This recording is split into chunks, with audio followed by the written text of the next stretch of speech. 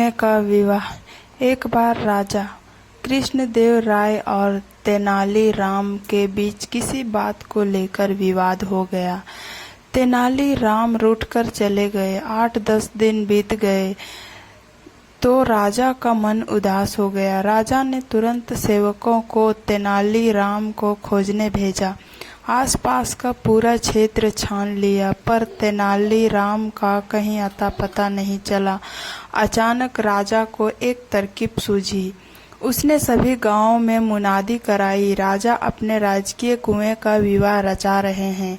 इसलिए गांव के सभी मुखिया अपने अपने गांव के कुओं को लेकर राजधानी पहुंचे। जो आदमी इस आज्ञा का पालन नहीं करेगा उसे जुर्माना में 1000 स्वर्ण मुद्राएं देनी होगी। मुनादी सुनकर सभी परेशान हो गए। भला कुएं भी कहीं लाए ले जाए जा सकते हैं।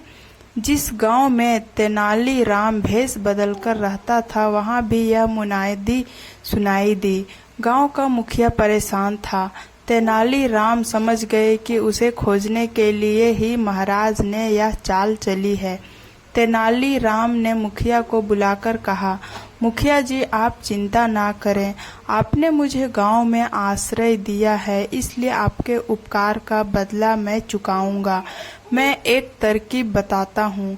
आप आसपास के मुखियाओं को इकट्ठा करके राजधानी की ओर प्रस्थान करें।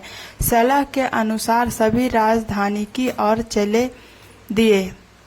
तेनाली राम भी उनके साथ थे। राजधानी के बाहर पहुंचकर वे एक जगह पर रुक गए। एक आदमी को मुखिया का संदेश देकर राज दरबार में भेजा। वह आदमी दरबार में पहुंचा और तेनाली राम की राय के अनुसार बोला, महाराज हमारे गांव के कुएं विवाह में शामिल होने के लिए राजधानी के बाहर डेरा डाले हैं।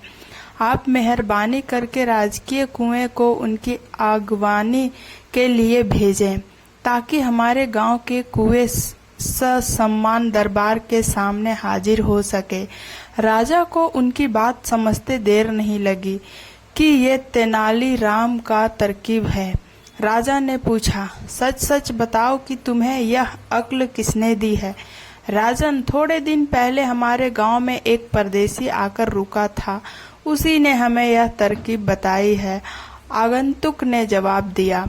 सारी बात सुनकर राजा स्वयं रथ पर बैठकर राजधानी से बाहर आए और ससम्मान तेनाली राम को दरबार में वापस लाए और गांव वालों को भी पुरस्कार देकर विदा कर दिया गया।